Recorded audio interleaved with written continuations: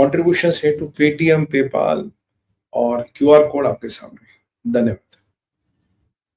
देखिए, जायसवाल साहब की वीकली ब्रीफिंग चल रही थी तो दो मुद्दे सामने आए। एक मुद्दा सामने आया पाकिस्तान का, एक मुद्दा सामने आया अफगानिस्तान का।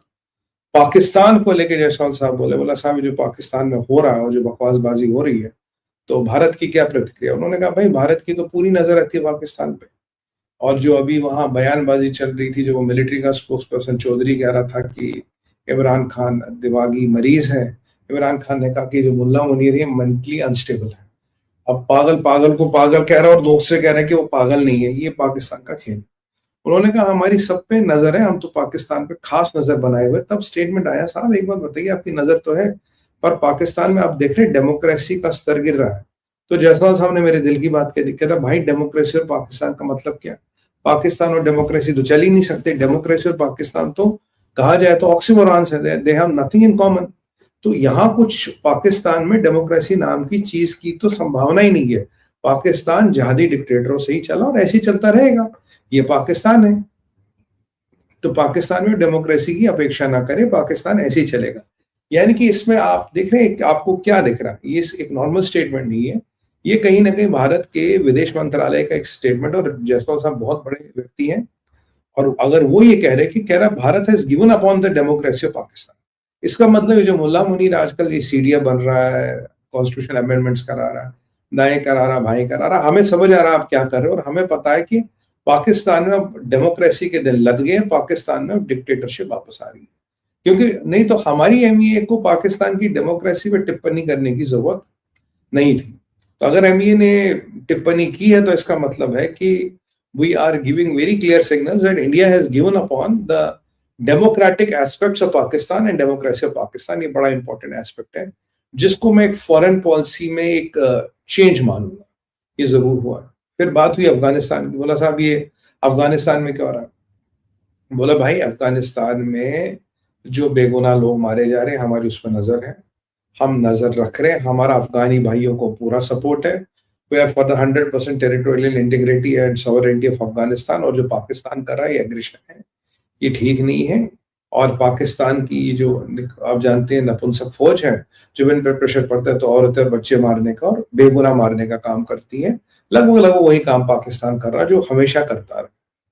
तो मतलब अफगानिस्तान पे हमारी नजर है और पाकिस्तान में डेमोक्रेसी का हमने श्राद्ध कर लिया, वो श्राद्ध हो गया उनका, उसमें डेमोक्रेसी नहीं आएगी। और जो मेरा असेसमेंट आपको था, मैंने कहा ये मुल्ला मुनीर किसी एक पॉलिटिशियन के पीछे नहीं पड़ा, ये ओवरऑल सबके पीछे पड़ा और ये सबको खत्म करके ही मानेगा, ये इसका मिशन है। और अगर आप जायसवाल साहब के वर्ड्स को डिकोड करें, वो भी कहीं ना कहीं इस तरफ कह रहे हैं भाई डेमोक्रेसी और पाकिस्तान तो अब कोई तालमेल बैठता ही नहीं। तो ये आपके लिए साहब एक बड़ी इंपॉर्टेंट चीज है कि पाकिस्तान और डेमोक्रेसी का तालमेल नहीं। अफगानिस्तान में बेगुनाह मारे जा रहे हैं, हम अफगानी भाइयों के साथ हैं। यानी कि पाकिस्तान को हम अफगानिस्तान के थ्रू घेरने की कोशिश कर रहे हैं, पाकिस्तान को हम स्क्वीज करने की कोशिश कर रहे हैं। पर कितना फर्क पाकिस्तान को पड़ेगा वो दूसरा मतलब है। क्या पाकिस्तान बदलेगा? बिल्कुल नहीं बदलेगा, पाकिस्तान वही रहेगा। और पाकिस्तान में जो अभी हालत है, कल मैं कहीं देख रहा था, पढ़ रहा था कि अब लगभग फौज ने ये कह दिया कि इमरान खान से कोई बातचीत नहीं होगी। तो जो मेरा अंदेशा था, मैंने कहा 2-4 दिन में अगर इनसे कोई डील हो गई तो इमरान खान जिंदा भी निकल सकता। तो अब मान के चलिए अगर फौज का लगभग ये स्टेटमेंट आ गया कि अब इमरान खान के साथ कोई बात नहीं हो रही है, यानी कि MI6 के थ्रू या CIA के थ्रू, मोस्ट प्रोबेबली MI6, जितनी भी बातें हो रही थी वो बातें सारी खत्म हो गई हैं। अब वहां कोई बात नहीं होगी। और अब जब वहां कोई बात नहीं होगी तो इमरान खान का मरना निश्चित है। उसे पागल वैसे घोषित कर दिया गया है, जी ये पागल है, हेलोसिनेशंस आती है, ये नार्सिसिस्ट है, ये खुदगर्ज है, इसका दिमागी तवज्जुन सटक गया है। That is what they are talking of Imran Khan. So it's Imran Khan is history. अगर आप मेरी बात माने तो इमरान खान इतिहास बन चुका है, it's a matter of time. तो अगली बार जब ये रूमर आएगा कि इमरान के साथ क्या हुआ, तब तो नेगोशिएशन का भी स्कोप नहीं, अनलेस एंड अनटिल जियोपॉलिटिकली कोई ऐसी डेवलपमेंट्स होगी which can change the paradigms, जो मुझे फिलहाल तो होती नजर आ नहीं रही भाई। तो इमरान खान बेचारा हिस्ट्री है, रॉ का सबसे अच्छा एजेंट हिस्ट्री बन गया, मुझे इसका बड़ा दुख है। ये पाकिस्तान की सच्चाई है and India has given up on the Pakistani democracy. तो ये हमारा पहला पार्ट था, MEA हिट्स पाकिस्तान, और अफगानिस्तान भी हमने कवर किया। अब चलते हैं new military doctrine of Trump का नया मिलिट्री डॉक्ट्रिन क्या है। देखिए, जब से अमेरिका का नेशनल सिक्योरिटी डॉक्यूमेंट आया है, उसके साथ साथ उसके बाद पीट हेगसेथ भी एक भाषण देते हैं, और कहीं ना कहीं अमेरिका की मंशा क्या है, अमेरिका का मिलिट्री डॉक्ट्रिन क्या होने वाला है, मैं आपको बता दूं। ये बड़ा इंपॉर्टेंट है आपको हमारे लिए समझना, what is America going to do next. और भारत के लिए ये अच्छी खबर भी है, थोड़ी बुरी खबर भी है, इसको भी डिकोड करेंगे।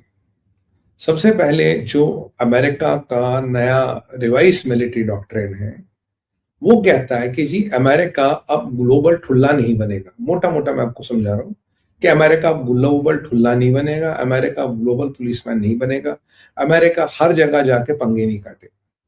अमेरिका वहीं करेगा काम जहां अमेरिका का इंटरेस्ट हो और जहां अमेरिका का स्फीयर ऑफ इन्फ्लुएंस हो। ये something called sphere of influence, कि ये मेरा क्षेत्र है, यहां मैं काम करूंगा, वहां जाके काम नहीं करूंगा। यानी कि दुनिया के हर लबड़े में अमेरिका टांग अड़ाने नहीं जाएगा। ये अमेरिका का नेशनल सिक्योरिटी डॉक्यूमेंट और जो रिवाइज मिलिट्री डॉक्ट्रिन है वो ये कहता है। अगर मैं हर जगह पंगे काटने नहीं जाऊंगा तो हर जगह की लड़ाई में मुझे नहीं फंसना, हर जगह के सीजफायर में मुझे नहीं फंसना, और हर जगह अपने ट्रूप्स और पैसे लगा के मुझे जंगें भड़कानी या रोकने का काम नहीं करना। ये बहुत बड़ा चीज है। चाइना की पावर को अमेरिका मानता है कि China has emerged as a power, और पावर के China has emerged as a threat, जिसको अमेरिका मानता है और उसको काउंटर करना पड़ेगा। पर अमेरिका कहता हम उसको काउंटर फोर्स से नहीं करेंगे, हम उसको जो है काउंटर स्ट्रेंथ से करेंगे। वो इकोनॉमिक स्ट्रेंथ, वो मिलिट्री स्ट्रेंथ, वो टेक्नोलॉजिकल स्ट्रेंथ जो भी है, उसके माध्यम से हम चाइना को काउंटर करेंगे। ये अमेरिका का मानना है। We will not use force, इनके लड़ाई है। पॉइंट नंबर 3, चाइना से फिलहाल मत भिड़ो, चाहे वो ताइवान पे हो या चाहे वो कहीं पे और हो। Avoid armed confrontation with China. But दूसरा स्कूल ऑफ थॉट कहता है अगर आप ये नहीं करोगे, चाइना पावरफुल हो रहा, कुछ साल बाद शायद आप चाइना से पंगे लेने लायक भी ना बचो। वो एक कॉन्ट्ररी थॉट चल रहा है। तीसरी बात है कि अपना स्फीयर ऑफ इन्फ्लुएंस पकड़ो।